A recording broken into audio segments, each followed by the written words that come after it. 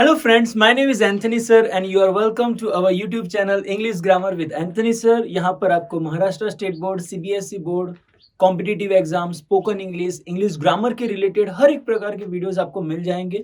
तो आप प्लीज हमारी चैनल सब्सक्राइब कीजिए और अपने दोस्तों के साथ शेयर कीजिए। आइए हम लोग देखेंगे कि आज के वीडियो में जो राइटिंग स्किल का हम लोग ने सीरीज चालू किया है, लेटर राइटिंग और डिफरेंट स्किल्स, वो उस सीरीज में हम लोग आज देखने वाले हैं लेटर टू द एडिटर। अभी ये जो टॉपिक है बहुत ही इंपॉर्टेंट है, क्योंकि 10th बोर्ड में ये मेजर पार्ट रहता है जहां पर लेटर टू द एडिटर पूछा जाता है। 12th में भी आप लोगों को ये लेटर पूछा जाता है। तो यहाँ पर हम लोग डिटेल में सीखेंगे कि what is letter to the editor. Okay, so number 1, A letter to the editor may be written to the editor of a newspaper or a magazine। मतलब ये एक ऐसा लेटर होता है जो एडिटर को या तो मैगजीन को लिखा जाता है, और पर्पस क्या रहता है कि वो लोग तुम्हारा जो लेटर है, तुम्हारा जो ओपिनियन है, तुम्हारा जो व्यू है जो तुमने लेटर में लिखा है, वो उनकी मैगजीन में या तो फिर उनके न्यूज़पेपर में पब्लिश करें ताकि वो लोगों तक पहुंचे। वो उसका मकसद होता है। It is written to highlight a social issue और अ प्रॉब्लम। और जनरली टॉपिक कौन सा लिया जाता है, वो जो सोशल प्रॉब्लम चल रहा है या तो इश्यूज चल रहे हैं उसके ऊपर ये लिखा जाता है। It can also be written in order to get it published in the said medium. Okay, और उसका मकसद वही होता है कि जो मीडियम है यानी उनका जो न्यूज़पेपर है या तो मैगजीन है या तो फिर वेबसाइट्स है, उसके थ्रू वो लोग पब्लिश करें। It is a formal letter, a format has to be followed strictly. Okay, वो फॉर्मल लेटर है इसलिए उसका फॉर्मेट भी जो हम लोग है वो स्ट्रिक्टली फॉलो करेंगे। Only formal language can be used. मतलब हम लोगों को जो लैंग्वेज भी है वो भी इनफॉर्मल लैंग्वेज नहीं यूज कर सकते। इनफॉर्मल का मतलब जिसमें हम लोग स्लैंग यूज करते हैं, फिर वेरी जो घर में वर्ड्स यूज करते हैं, हाय हेलो, वो सारे वर्ड्स हम लोग यहाँ पर इस्तेमाल नहीं कर सकते। हम लोगों को स्ट्रिक्टली जो लैंग्वेज है वो फॉर्मल यूज करना है। And abbreviation and slang language, जो एब्रीवेशन बोलते हैं, स्लैंग बोलते हैं, गोना वाना, वो सारे जो वर्ड्स होते हैं वो हम लोग यहाँ पर यूज नहीं कर सकते। Okay, a letter to the editor is a formal letter, and in the examination students are asked to write a letter. Here we have discussed कुछ पॉइंट हम लोग ने डिस्कस किए हैं। Okay, so letter to the editor class 10th में और 12th में हर एक क्लास में आता है, तो हम लोग देखेंगे कि उसमें कौन से पॉइंट आने चाहिए। नंबर 1, सेंडर्स एड्रेस आएगा हमारे फॉर्मेट में, पहला ही रहेगा सेंडर्स एड्रेस। और मैंने आपको बताया है कि जो एड्रेस होता है वो जनरली 3 से 4 लाइन के अंदर तुम्हारा एड्रेस ये खत्म होना चाहिए। मतलब ये लेटर तुमने भेजा है, और यहाँ पर सेंडर्स एड्रेस बहुत इंपॉर्टेंट रहता है, क्योंकि जो रिसीव करता है उनको पता चलना चाहिए कि ये लेटर किसकी ओर से आया है, नहीं तो फिर तुम्हारे लेटर की वैल्यू नहीं रहेगी।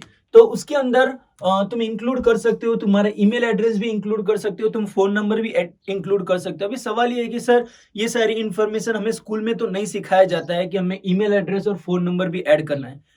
एक्चुअली ऐसा हो गया है कि जो फॉर्मेट हम लोग जनरली स्कूल वगैरह में सीखते हैं वो बहुत पुराने फॉर्मेट है, एक्चुअली 8-10 साल पहले के फॉर्मेट है, जहां पर ईमेल एड्रेस और फोन नंबर इतना इंपॉर्टेंट नहीं था। पर आज का जो करंट जो जमाना है वहां पर ईमेल एड्रेस और फोन नंबर इतना इंपॉर्टेंट हो गया है कि हर एक जगह पर उसकी रिक्वायरमेंट है।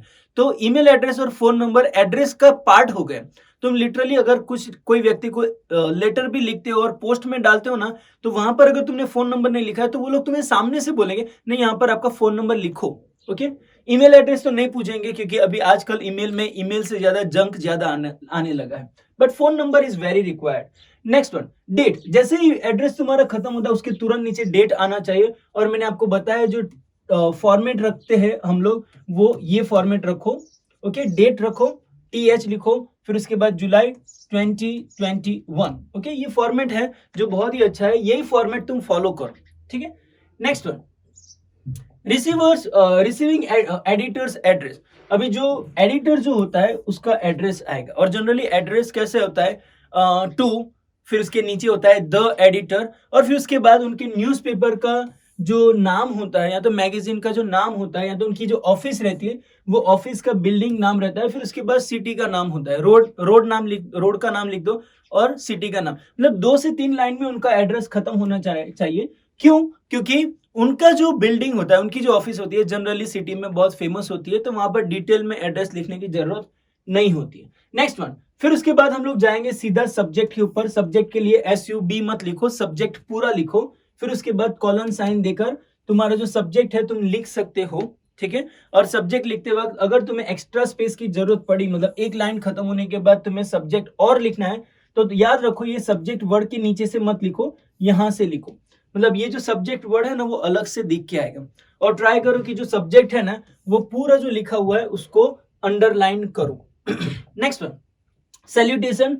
कोई भी लेटर, फॉर्मल लेटर चालू करते हैं तो सैल्यूटेशन रहता ही है, और सैल्यूटेशन हमारा फॉर्मल रहेगा, इसलिए sir, madam, respected sir, respected madam हम लोग यूज कर सकते हैं। देन बॉडी पार्ट जो है उसके अंदर पैराग्राफ 1 में हम लोग क्या लिखेंगे? पैराग्राफ 1 में हम लोगों को इंट्रोडक्शन देना है, एंड द पर्पस, जो हमारा पर्पस होता है वो हम लोगों को ब्रीफ में पैराग्राफ 1 में लिखना है।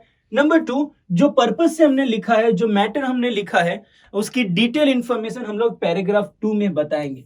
समटाइम इट इज नेसेसरी कि तुम्हें कुछ एग्जाम्पल भी लेने पड़े, और जो पॉइंट तुम प्रूव करना चाहते हो, जो प्रॉब्लम तुमने देखा है, तुम्हारा ओपिनियन है, उसको तुम्हें एग्जाम्पल के साथ एक्सप्लेन करना पड़ेगा।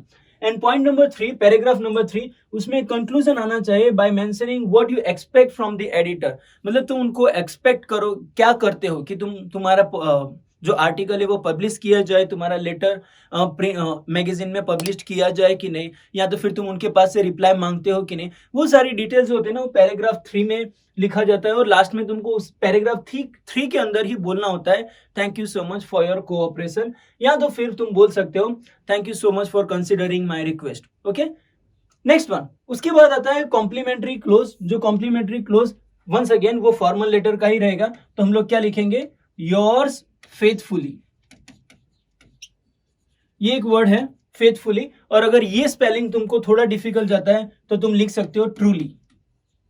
ओके, ट्रूली भी चल जाएगा, सिंसियरली भी चल जाएगा, ये वर्ड्स तुम इस्तेमाल कर सकते हो। ये सारे फॉर्मल कॉम्प्लीमेंट्री है, याद रखिएगा, फॉर्मल। और यहां पर योर्स का एपोस्ट्रोफी एस नहीं है, विदाउट एपोस्ट्रोफी एस है।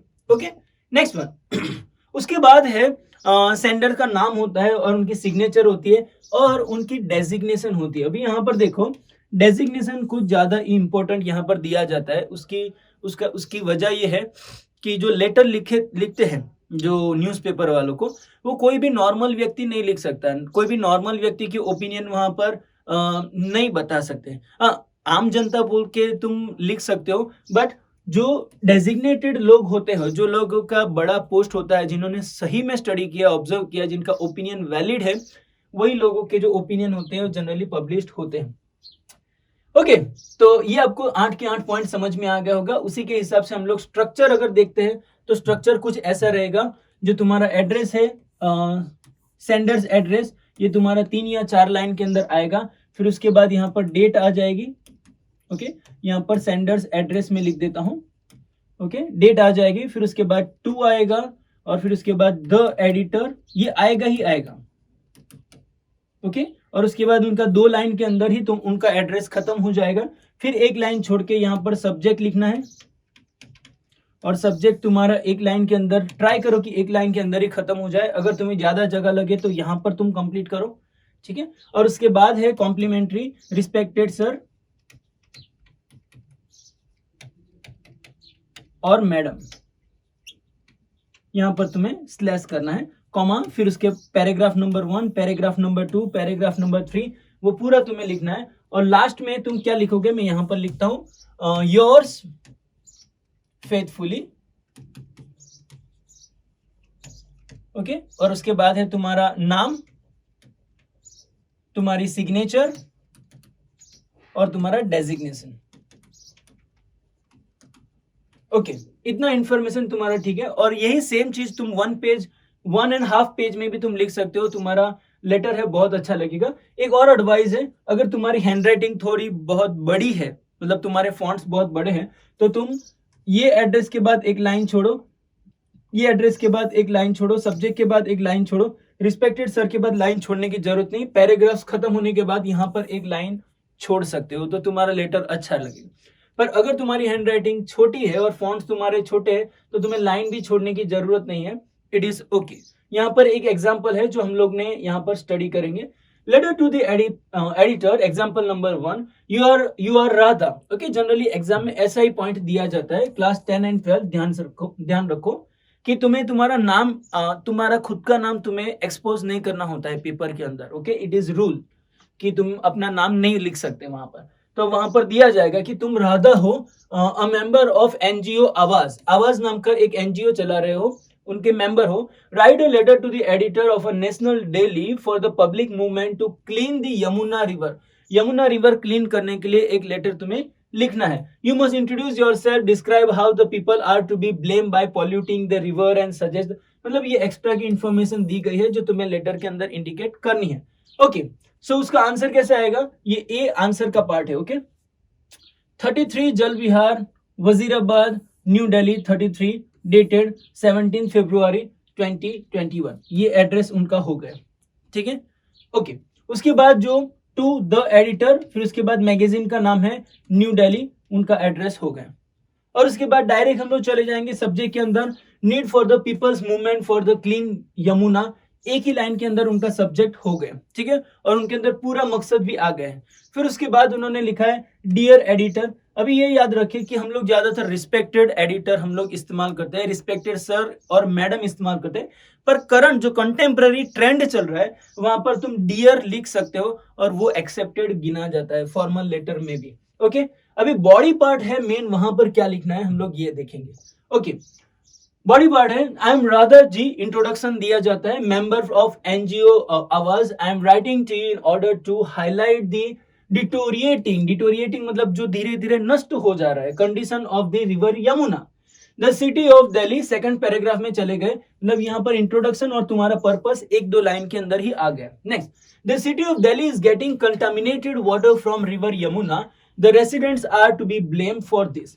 They pollute river with the garbage, sewage and filth. मतलब यहाँ पर तुमने रीजन बताया कि क्यों क्लीन करना चाहिए.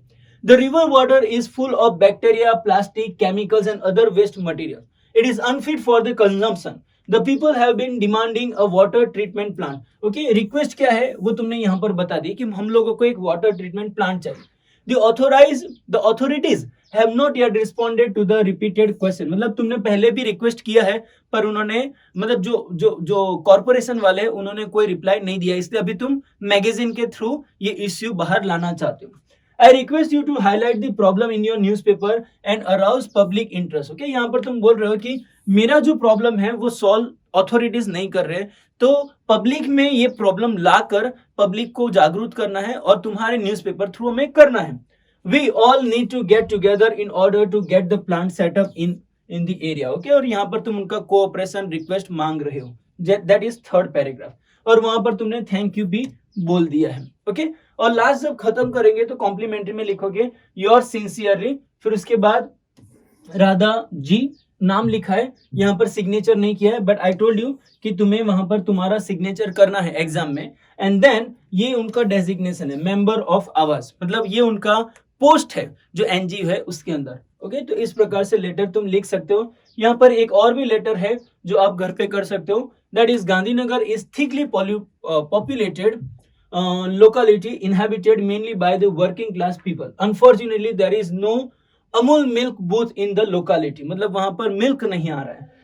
Write a letter in 100 to 120 words to the editor of local daily drawing the attention of the authorities to the problem faced by the people, requesting them to open a milk booth. ये problem बहुत छोटा लगता है पर actually letter जो editor को लिखते हैं ना, तो ऐसे ही कुछ प्रॉब्लम को लेकर तुम शुरुआत कर सकते हो, फिर उसके बाद बड़े बड़े प्रॉब्लम पे जा सकते हो. तो ये प्रॉब्लम के ऊपर जो लेटर है तुम लिख सकते हो. और यहाँ पर एक एग्जांपल है, यहाँ पर स्क्रीनशॉट लेकर ये आप लिख सकते हो. मैंने आपको ऑलरेडी एक्सप्लेन कर दिया है कि इसको कैसे लिखना है. Okay, so this is all about letter to the editor.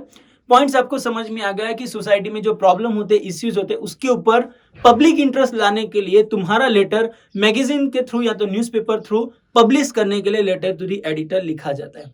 तो आई होप आपको ये अच्छी तरह से समझ में आ गया होगा. अगर आपको और भी कुछ डाउट है तो प्लीज हमें कमेंट में लिखकर भेजिए और हम आपकी जरूर से सहायता करेंगे. आज के लिए बस इतना ही. Thank you so much. Bye bye.